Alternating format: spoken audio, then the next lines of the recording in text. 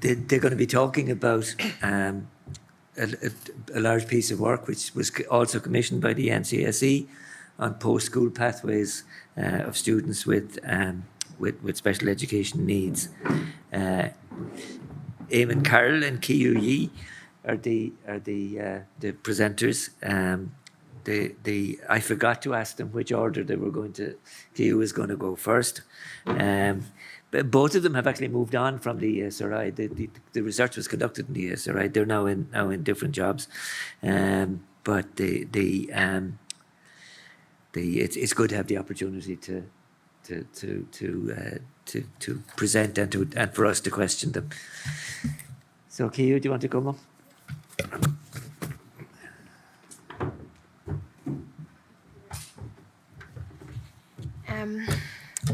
Good afternoon, everyone. My name is Ke Yu, and I'm delighted to be here with my colleague, Dr. Eamon Carroll, and together with our colleague at the ESRI and also the leading author of this report, Professor Selina McCoy, who's not on the stage, but together with us in the room to share our study, which is also funded by the NCSE, the paths, tracks, gaps, and cliffs.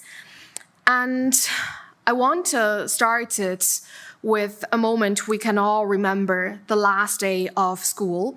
For most young people, it's probably a day filled with pride, joy, excitement, possibilities. But really, for families of students with special educational needs, the pride is probably mixed with profound anxiety, because the question here isn't just what's next, it's will there be a next, and will the supports we fought for so long still be there once the school ends? And today we'll share what we've learned when we follow these young people beyond the school gate to see what happens as these young people move on, to see the paths they follow, the gaps they have to bridge, and the cliffs that too often we let them face. And school leaving is a pivotal moment. This is where the pathways began to diverge. They're going to university, they're going to different training programs, they're going to work, they're going to embrace their adult life. And this is, as we all know, very challenging, especially for the young people with special educational needs and disabilities.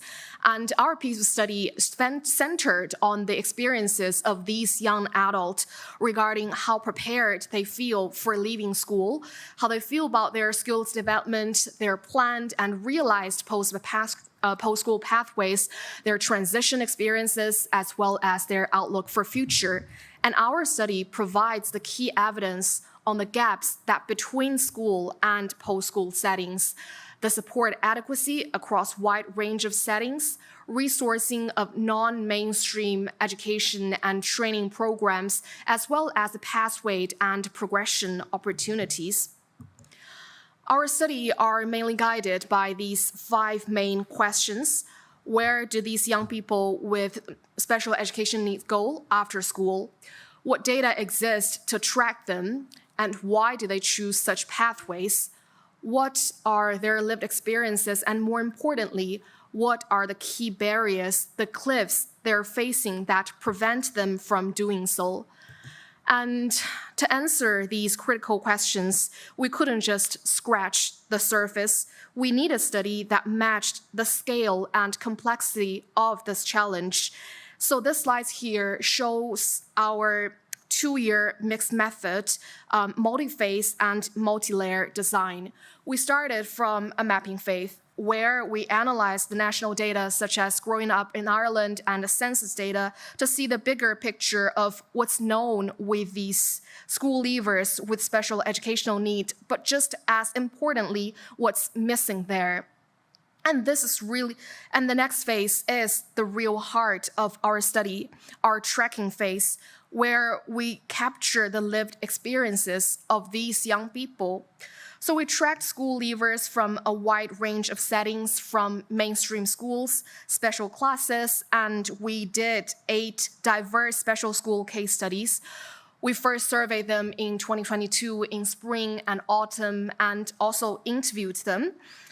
And more crucially, we followed the same cohort into 2023 to see where they landed.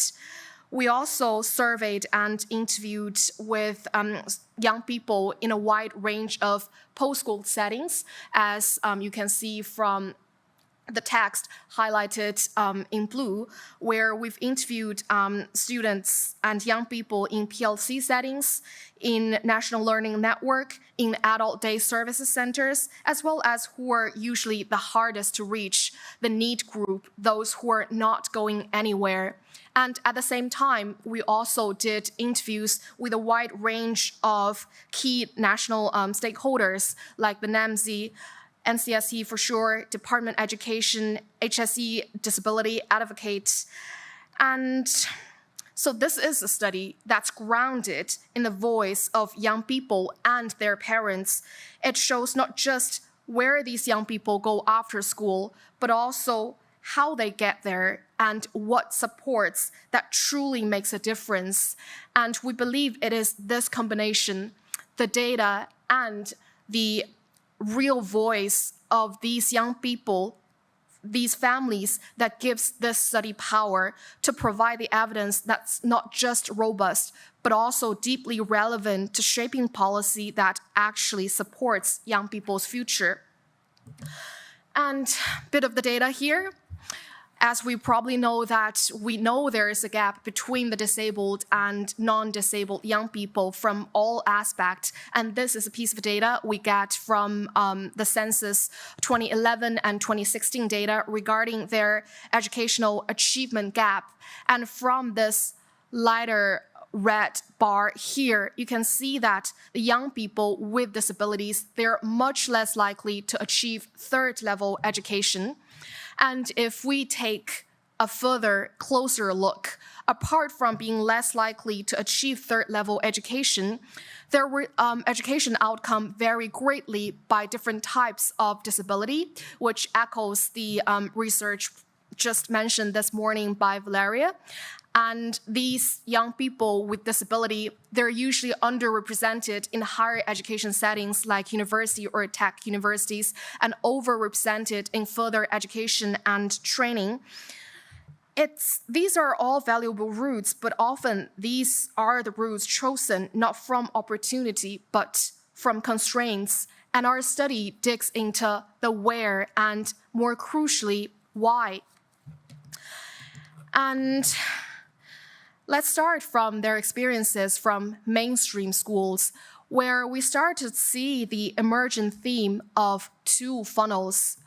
When we went to school and then asked students, how did you decide on your post-school pathways, where you want to go, how do you find about making this decision? And most likely, and more than half of the students, they found it really difficult and challenging to make this decision. Their key drivers are obvious. They chose their pathways because of their personal interest and the career paths and goals, but they often emphasize that they need those individualized, thoughtful conversations rather than the group-based support. They wanted to be seen as individuals, not as categories. And then this is how it looked like in practice. We saw two clear funnels shaping students' post-school journeys depending on the different school context. For some of the students, they were pushed right towards the higher education route, and the only information they got at school is probably university. No one talked about PLC or apprenticeship. However, for another group of students, most likely those in DASH schools, they were funneled right into the local PLC or the apprenticeship, and with very limited exposure to higher education. And these are not choices, or they're the limited choices. These are the constraints that shaped by the information they get and the expectations that around them, which is something we can change. And another prominent finding in our study is that we found the obvious social capital gap as well as the challenges brought by the intersectionality. Family background and social capital, they play a huge role in what support students' access. From this figure here, as you can see, this is a chart about the DARE scheme application, and more than half of the students in non-DASH schools, they applied for the DARE scheme. However, only 13% in DASH school did, which means that students with the fewest family resources, or in other words, those in greatest needs, they are missing out on key access routes. And another heartbroken reoccurring theme is that the gap for young people with complex needs, the outcomes from all aspects are consistently poorer for students with multiple or more complex needs. Compared to their peers, they are less likely to feel encouraged to pursue education, to feel adequately supported or satisfied with their friendship or employment prospects. And in the next session, my colleague Eamon will take you through the journey of the students in special schools. Thank you very much, Kuyu. Just want to note that I presented on this material at NAMSI a few weeks ago, also in the last session of the day. There were a lot more people asleep then than there are now. So obviously Kuyu is doing a better job than I was at the time. So yeah, I'm going to focus on the special school transitions. So if you were at NAMSI, you can probably have a little nap now because it's similar, but it's much more focused. We don't do the full 45 minutes. So I'll do my best to keep it brief. Sometimes under time pressure, I kind of do the podcast thing and speed up to 1.5 or 1.7. So if I lose you, somebody just cough and I'll come back down to a normal pace. But the clock is ticking. So generally, you know, and sometimes as researchers, you feel we're spending our whole lives running around pointing to problems and issues and challenges, which obviously is the job. But it's important to focus on the positives as well and to celebrate wins. So generally, students' experiences and parents' experiences and staff experience of special schools were very positive. And especially around the transition planning, that there was this really strong emphasis on transition planning within the school and with the school staff. And you could see the impact that this had on students' lives in the quotes we have here. So this parent says that her student came on in leaps and bounds. She loved it. If she could have got another year, she would have stayed. And this desire to get one more year out of schools is something that came up again and again. In the context of special schools especially, there weren't too many in mainstream asking for 7th year. Another parent, but then yes, on the other hand, there were some parents who felt that the kind of pacing of school was correct and that their young person was leaving at the time when they were prepared and ready to move on to the next thing. Even some parents who never thought they would have gotten to that point with the right supports and with a pathway to move on to, they got there in time to move on.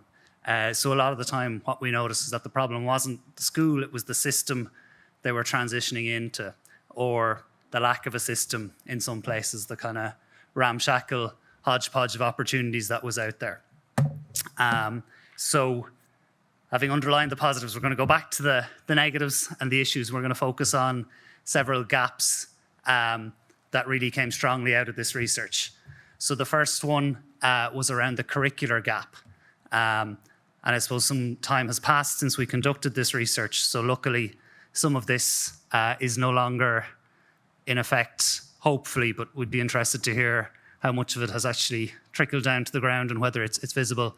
But certainly at the time, teachers and school staff felt that there was a real cliff edge at the end of junior cycle. So the junior cycle level 1 and 2 were very well received, especially around life skills and preparing students for life. But there was frustration over the lack of formal certification at the time. And, you know, students and families, like they love to get the piece of paper, they love to graduate. It's very important that you have something after you've completed a course of study that you can stand over and say, you know, this proves that I have done this, I can show this, and this will be accepted. And they felt that with no paperwork, basically, as one principal put it, they had nothing to show what their efforts had been for. A lot of the school staff especially felt that there was a lack of focus on special schools in the senior cycle review. and that the absence of a programme, as there was then for these young people, was causing really, really significant challenges. And so schools were left putting together their own school leaving programmes, which sometimes were QQI certified, which was a huge amount of work for the school, or else weren't QQI certified, and thus were very hard for students to explain to other stakeholders. LCA Leaving Cert Applied was provided in a few schools with very, very positive views generally on the supports from the PDST, now IDEA, that support was super. The certification coming from the LCA was very important, and the focus on real world skills was seen as fantastic preparation. But because of the nature of special schools, and especially the size of them and the complexity of need maybe that they were serving, things like work experience were very difficult. So to get employers who take on students for work experience, fitting everything into a shorter school day. School buildings often didn't have the resources for the practical subjects that were needed. There was a challenge of running multiple programs in one classroom. So if you're one teacher, you might be teaching LCA, and also a level 1 and also a school finishing program. And you know, all of our teachers are excellent at differentiation, but that's maybe asking too much of anyone. And then finally, the need for specialist teachers for the subjects in the LCA. Often special schools just didn't have these teachers and so couldn't offer the material at the level that it had to be taught. The next gap we saw then was around the transition gap, and especially around the HSE profiling. So many parents and young people really valued the HSE profiling process. It was a process where they felt they were seen and they were heard, and they were really able to feed into the pathway available to them. But in other schools, there was a disconnect reported, that the HSE process was running parallel to the schools rather than in partnership with them. And I suppose most concerning was that some parents were left waiting until May or June for a placement, starting in September. So that's very late for any sort of planning to take place. And then schools were often unable to follow up with the post-school setting. So the transition might be starting in June and finishing in August, rather than taking place over a number of years and really bedding students in. The next thing we saw then was a therapy cliff post-18, where support students and young people had been entitled to and had generally, not always, but generally received while in school and accessing through the kind of children or school-based provisions. Once they turned 18 and left school, they were thrust into the big bad word of adult provision in the HSE. And for many supports that they were relying on, like occupational therapists, speech and language, psychology or psychiatry, ended abruptly. And so they really came off a cliff there. Several parents mentioned that they were able to go private. And so we see this kind of intersectional effect of disability here, where if you are a young person with a disability from a more economically advantaged background, often there are ways around the gaps in public provision. But if your family don't have those resources, be it financial or social, or even kind of the knowledge of where to go, then you didn't get those support. And for some parents, it really felt like everything was gone the minute you hit 18. And they felt like, you know, the idea was that their children, when they became adults, were fine and didn't need these supports, which obviously is not the case. Kind of linked to this was what we dubbed the service cliff, a huge amount of which had to do with the staffing crisis, and which really came up as the biggest barrier to a smooth transition. And so even where young people were given a placement of however many hours, however many days a week, if there are no staff there to cater to this, then it doesn't matter what you have on paper, you know, you don't get that in reality. And this is a result of the severe recruitment and retention crisis in adult day services, and it led to placements being delayed and hours being cut. You know, the centres or the settings just didn't have the people and so couldn't provide it. And so even students who would be recorded as having a very strong transition on paper weren't necessarily experiencing that in reality. Lastly, I think the transport cliff was something that's really small but insurmountable for some students, where students are guaranteed transport to get to and from school, but then if they move on to a new setting that doesn't offer that transport, again, however many hours you have on paper, if you can't get there, you can't partake in it. And so that was really preventing an awful lot of students from engaging with any sort of post-school setting.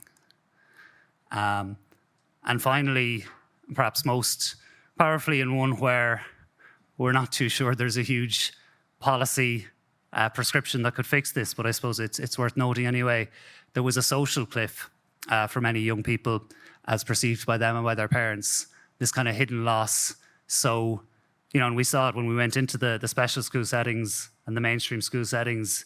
It was this really rich social environment. The students were known, they knew people, they were a meaningful part of their world. For many of them, after school, especially if you weren't getting any hours or you aren't on any particular transition track, this disappeared. But even for some where they were, you know, in further education or in a day service, it was a much more limited interaction than the school would have been. And it was maybe just 9 to 1 or 9 to 2 or 9 to 4. And that this kind of rich world that developed around the school. This parent quoted here spoke about the literature coming in about camps and programs and musicals and all of these things, that a lot of those dried up once students hit adulthood. And that, you know, what you ended up with instead of social interaction was just adults sitting in houses. Okay, so I think Kuyu is going to take back over for a few slides. Thank you, Eamon. And now we're moving to students of their post-school experiences, which gives us a little bit more positive stories and a lot more to celebrate. And while we were going to these post-school settings, especially when we started to talk to students at NLN and PLCs, we actually see that they are happy with their chosen pathways. For example, at NLN, we did a survey with them, and then we found that more than 90% of them, they're actually satisfied with their chosen pathways.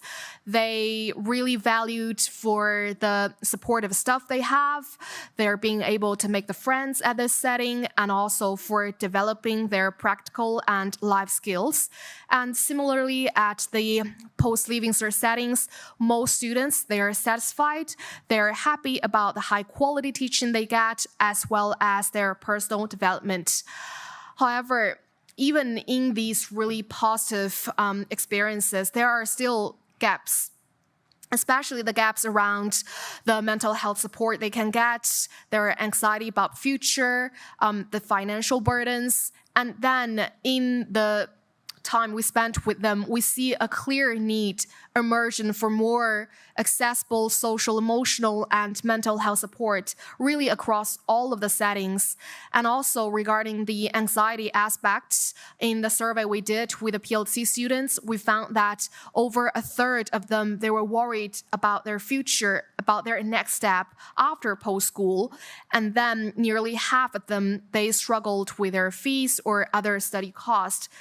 Another emerging theme we noticed is the limited opportunity to engage with their peers because of the age gap or the overly prescriptive course structures, especially for the students at NLN settings. Some of them were telling us that they were just following what they were told to do so.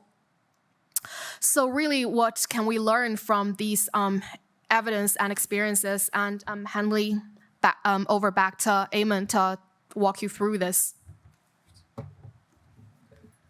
Thanks, Kuyu. So, yeah, I suppose, again, it has been a number of years since this took place. So in terms of bridging the gap, some of this has already been done, and there have been some very important and welcome developments since our study. I think there's a real increasing awareness and availability of post-school educational opportunities, and maybe more importantly, links between them. So, you know, it's not that students are going out of school, taking one course with the NLN or with an ETB. they're kind of linking together more, and people are more aware now that this is something you can do and that it's a longer term process than just giving young people 1 year in a setting and then sending them out into the world. Valuable programs like Walk are growing as well, but again, kind of certainty in funding, where even if the funding is being renewed every year, if you don't know that until the end of each year and the start of the next one, you can do no planning, you can't really expand or advertise, and it just creates a lot of challenges. From what we've seen, and again, correct us if we're wrong, but it looks like roles in the progressing disability multidisciplinary teams are slowly but surely being filled in, which hopefully will increase the coverage on those therapeutic supports. As we had discussed just before us by Beth, there is the pilot of career guidance in special schools, and the senior cycle level 1 and level 2 curricula are now available. So we'd be interested to hear afterwards, if you want to talk to us or email us, whether these are impacting on the ground or still in the kind of policy document stage for schools. Yeah, I suppose as researchers, you always have to be looking for the next gig. So yeah, I think I was very glad Kuyu got the research design slide, which was a monster.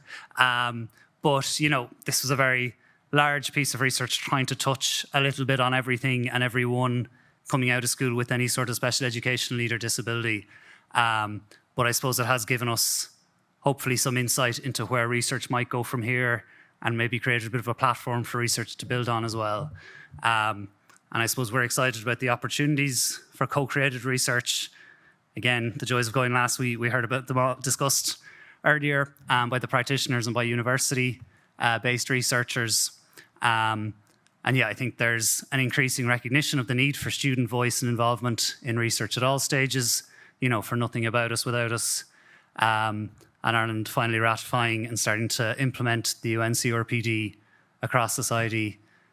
This all obviously ties in with wider developments around self-advocacy and self-determination for disabled people. So young people, hopefully, if you can involve them in research to develop those self-advocacy skills, they're going out into a world where these self-advocacy skills can meaningfully improve their life because of things like HSE New Directions, where ideally there will be more choice and more self-direction open to young people, but young people will need the capacity to enable this or to enact this.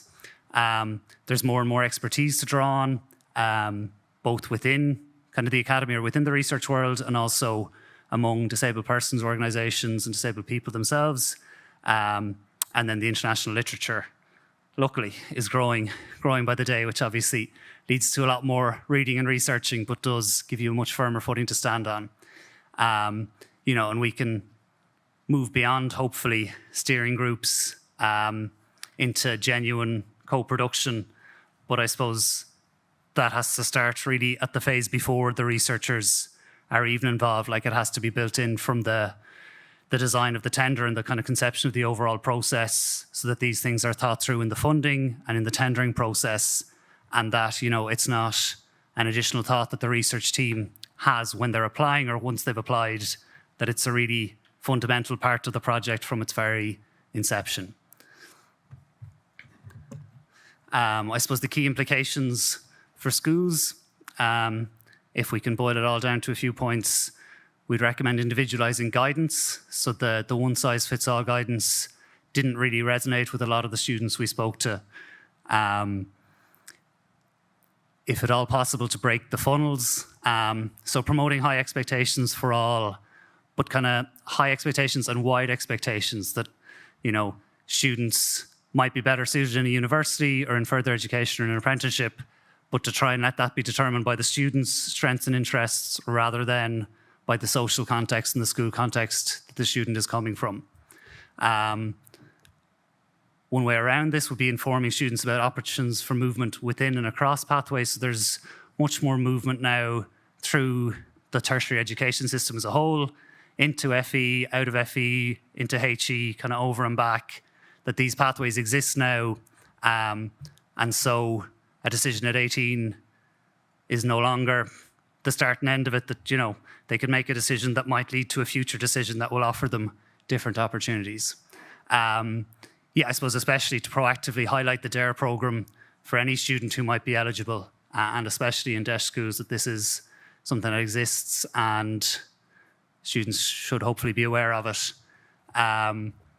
Echoing some of the points we heard earlier again around self-determination, you know, and obviously it's a lot easier for schools to teach Leaving Cert curriculums, which are very well grounded and developed and inspected, and at the end of the day will be assessed by an independent examiner. But these self-determination and independent living skills are also highly important for preparing students in mainstream and special schools for adult life. The key implications for policy, and again, we're coming back to those cliffs. So addressing the staffing and resource crisis in adult day services. Again, this is the biggest barrier.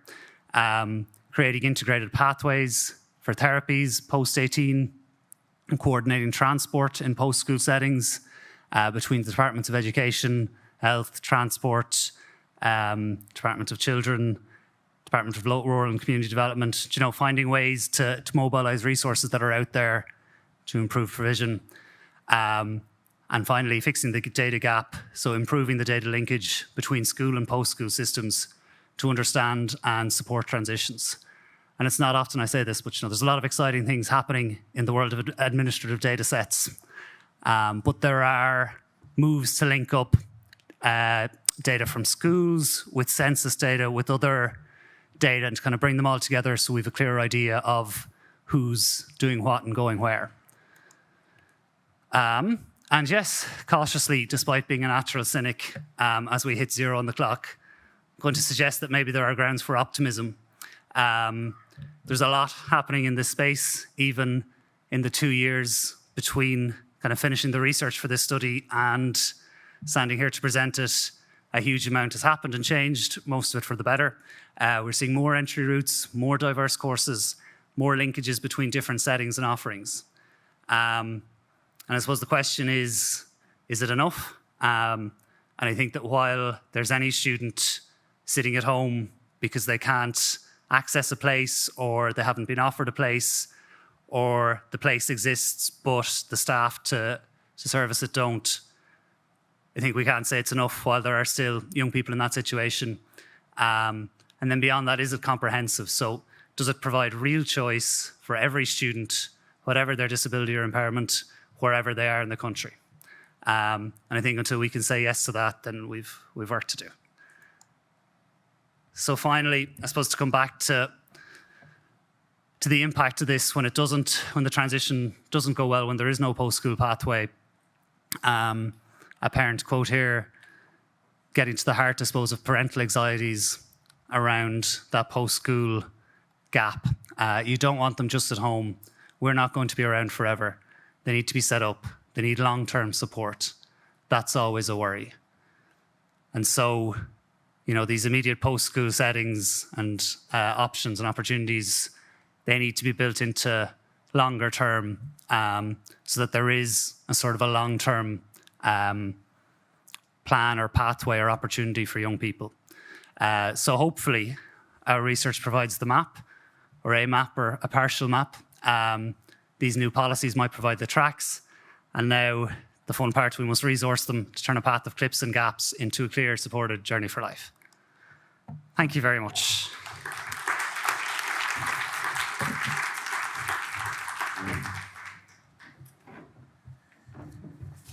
Thank you both very much for that.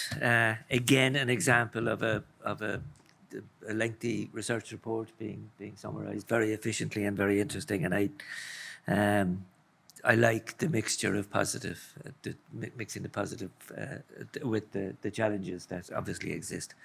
And as an ageing researcher, I always like to hear people calling for more research. It has to be good.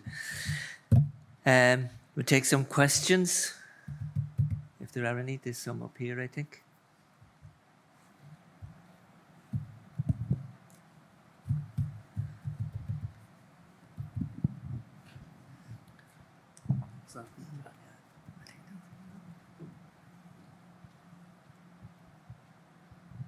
I noticed in the presentation there was pictures with puzzle pieces. You may or may not be aware of the fact that for an awful lot of people, puzzle pieces are a trigger of anxiety due to association with autism speaks and cure or kill policy. This has been raised for the last 20 years in Grand Hotel Malahide and around events around the country. Yes, be very careful of having anything which has imagery which is likely to cause anxiety and triggers in autistics and neurodiverse people. Is this on? Sorry, I was not aware of that, but thank you very much for the indication. And yeah, we'll address that, certainly. Thank you. Everyone here, yep.